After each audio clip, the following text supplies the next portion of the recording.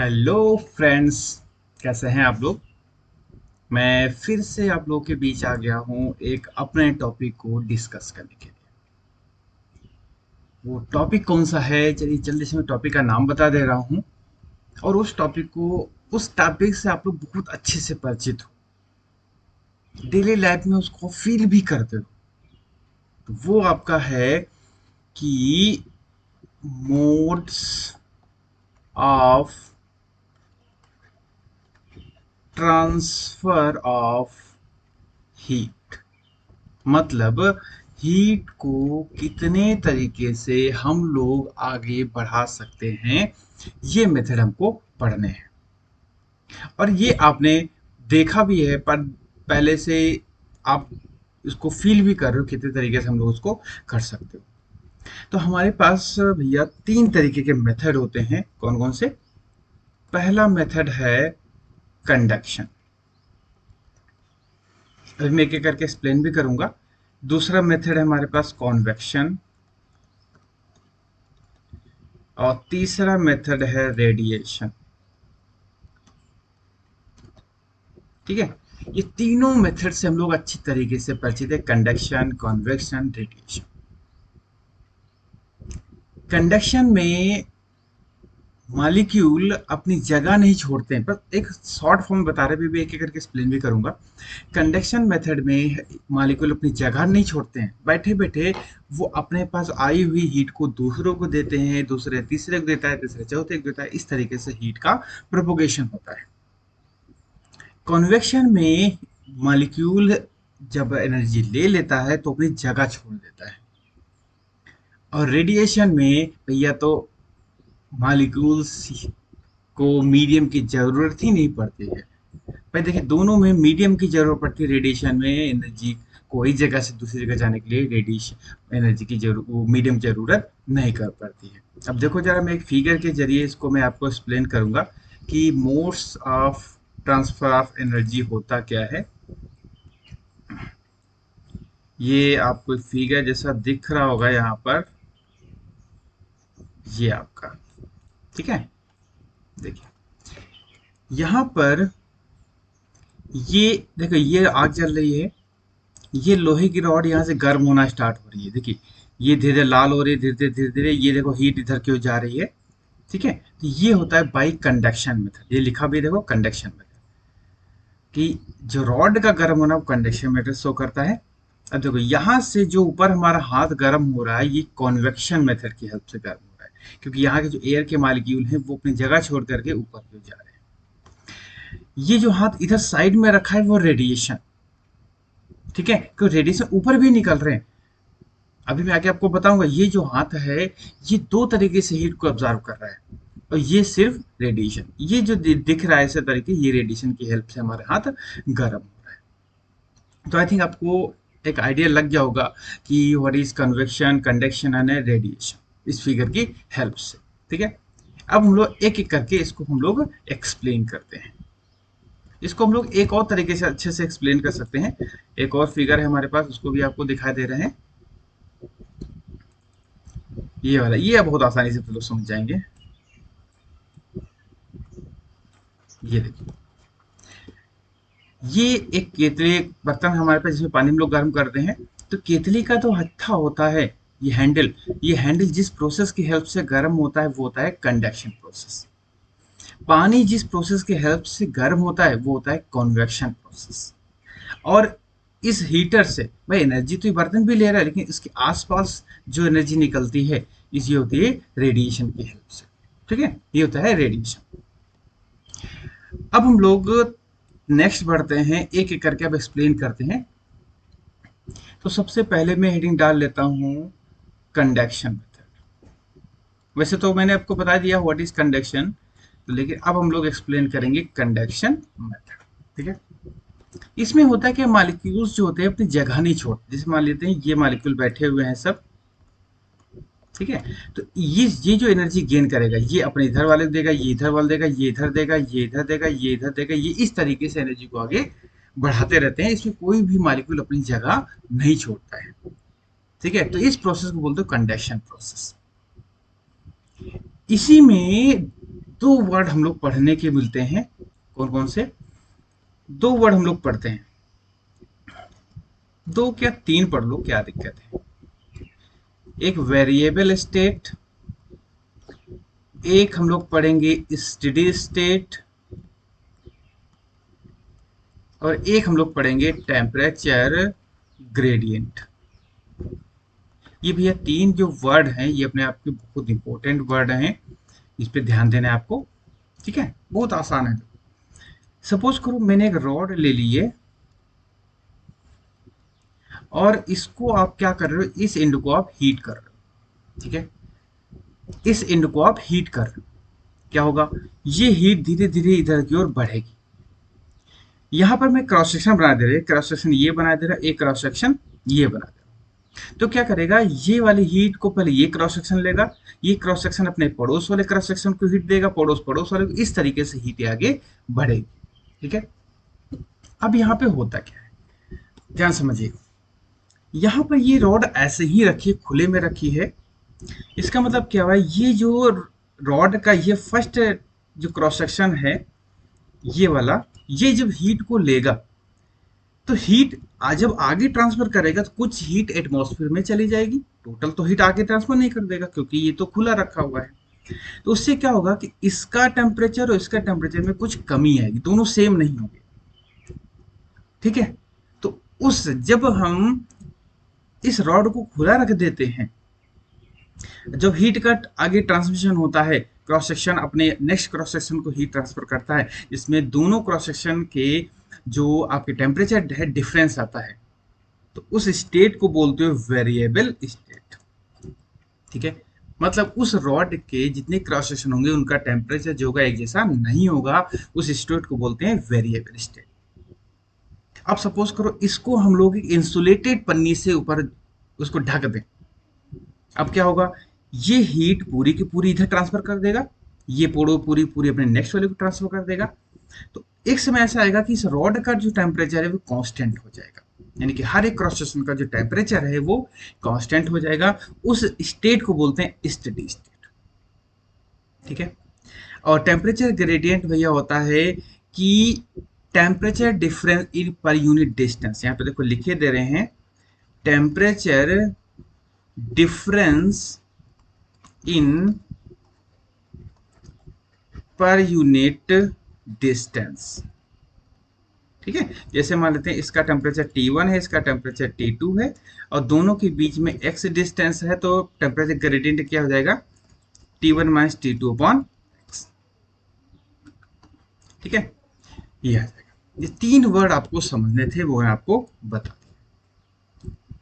अब हम लोग आगे बढ़ते हैं थोड़ा सा, conductivity.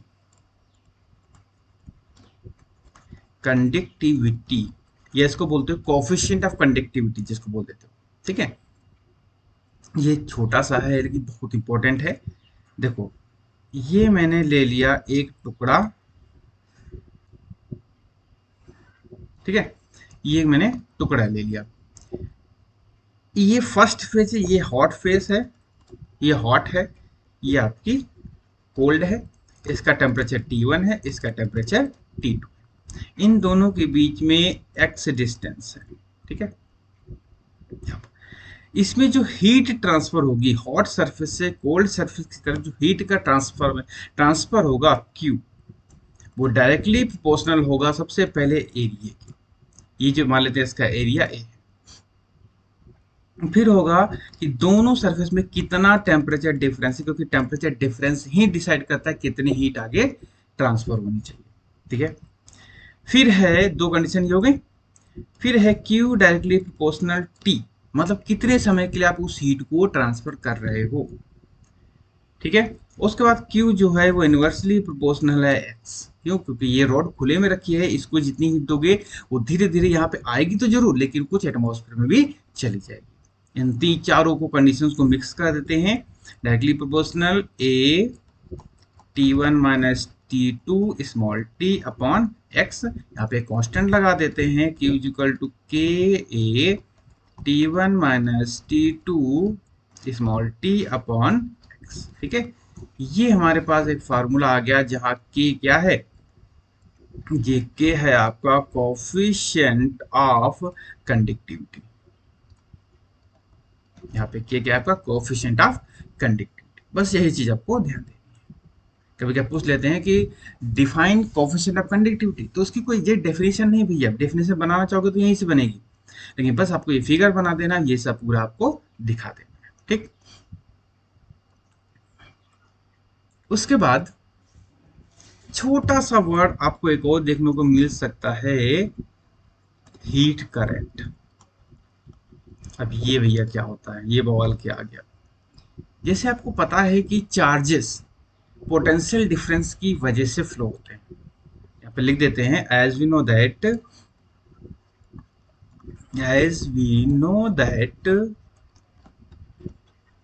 charges flow due to potential difference. ठीक है, पोटेंशियल डिफरेंस अगर दो पॉइंट के बीच में नहीं है, चार्जेस को फ्लो नहीं कर सकते। बिल्कुल सेम यहीं पर है कि अगर हीट को फ्लो करना है तो टेम्परेचर डिफरेंस होना चाहिए।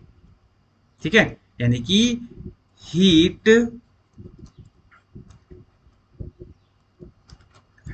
Heat flows when temperature difference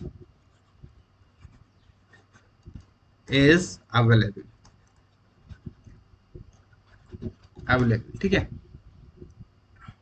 यहां पर जब टेम्परेचर डिफरेंस ऑफ अवेलेबल होगा तभी हीट फ्लो होगी, ये हम लोग पता है। तो पोटेंशियल डिफरेंस की वजह से चार्जेस का फ्लो होता है, इसको बोलते थे करंट।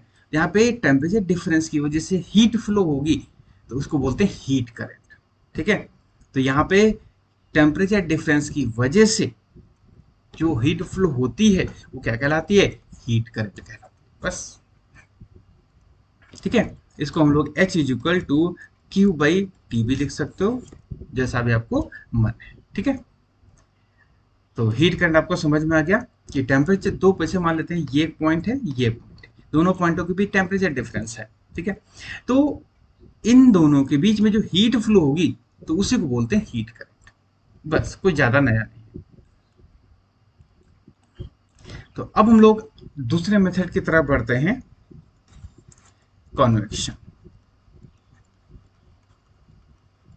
देखिए, कंडक्शन में आपने देखा कि मॉलिक्यूल अपनी जगह नहीं छोड़ रहे थे, बिना जगह छोड़े ही अपने क्या कर रहे थे, हीट को ट्रांसफर कर रहे थे। लेकिन जो अब ये फिगर आपको दिख रहा है, इसको थोड़ा सा बड़ा कर दें, इसमें आप देख रहे हो पानी बॉयल हो रहा है। ठीक है, अब जहां जहां देखो यहां से बुलबुले उठ रहे हैं, धड़ाधड़ ऊपर जा रहे हैं। पानी बॉयल में होता क्या है कि यहाँ पर जब इसको गर्म करते हैं तो सबसे पहले इस तली में जो मॉलिक्यूल होते हैं वो हीट को एग्जर्ट करके ऊपर चले जाते हैं। ये प्रोसेस कंटिन्यूसली चलती रहती है। मॉलिक्यूल पहले एक दो जाते हैं, फिर झुंड में जाने लगते हैं। जब झुंड में जाते हैं तो इस तरीके से हमको यहाँ पर पानी बॉयल होता हुआ दिखाई देता है। तो कन्वेक्शन में मॉलिक्यूल अपनी जगह छोड़ करके हीट का ट्रांसफर करते हैं, that is known as convection. ठीक है, जैसे पानी का बॉयल होना, ये हमको फिगर में दिखा दिया है। यहीं पर दो चीज, एक लैंड ब्रिज एंड एक सी ब्रिज।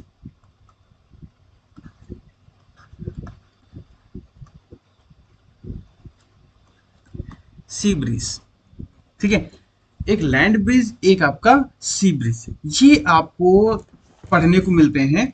अब ये होते क्या हैं, ये आपको कन्वेक्शन मेथड की हेल्प से हम लोग एक्सप्लेन करते हैं। ठीक है, अब ये होते क्या है, जरा इसको एक बार देख लेते हैं। देखिए, कन्वेक्शन मेथड तो आपको समझ में आ गया कि कन्वेक्शन मेथड होता क्या है। ठीक है, अब कन्वेक्शन मेथड की हेल्प से हम लोग क्या करेंगे, इस लैंड ब्रिज और सी ब्रिज को एक्सप्लेन करने वाले हैं। ठीक है, देखो भैया कैसे। अब देखो जरा यहाँ पर इसको एक्सप्लेन करते हैं।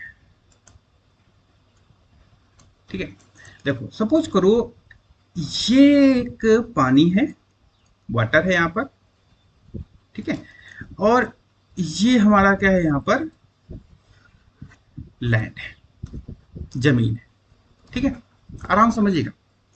वाटर की स्पेसिफिक हीट सबसे ज्यादा होती है। मतलब स्पेसिफिक हीट ज्यादा होने का मतलब क्या होता है कि वो हीट को अब्जॉर्ब बहुत ज्यादा करता है। तो एक साइंटिस्ट थे किरचॉफ, उन्होंने बताया था good absorber is a good emitter.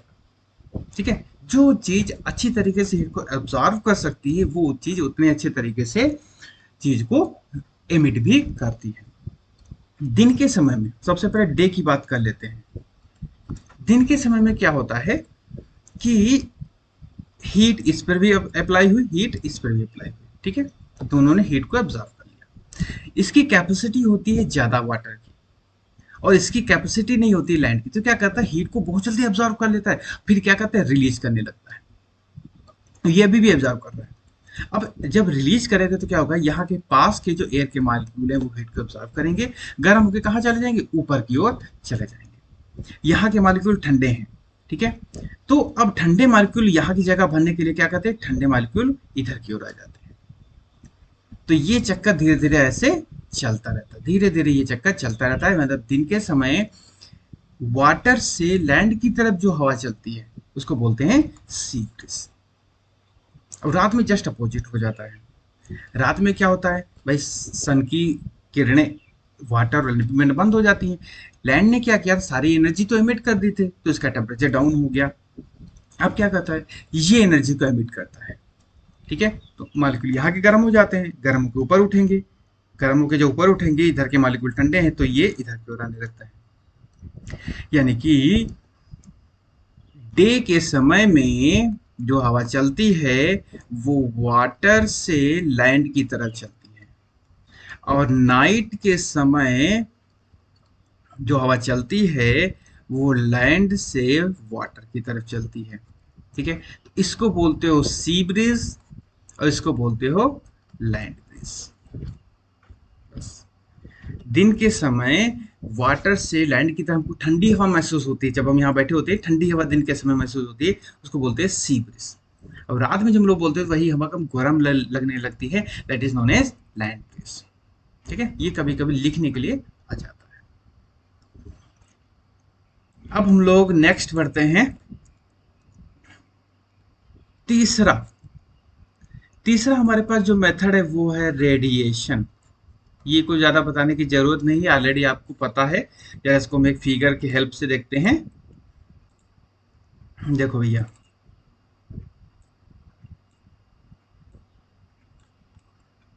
देखिए रेडिएशन आपको सामने दिख रहा है।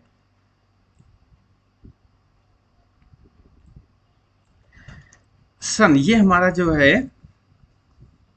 ये है हमारा सन, और ये है हमारा अर्थ। ठीक है, सन से एनर्जी का आना अर्थ तक, ये है रेडिएशन। अभी आपने देखा कि कंडक्शन और कन्वेक्शन में मॉलिक्यूल जगह छोड़ रहे थे और नहीं भी छोड़ रहे थे।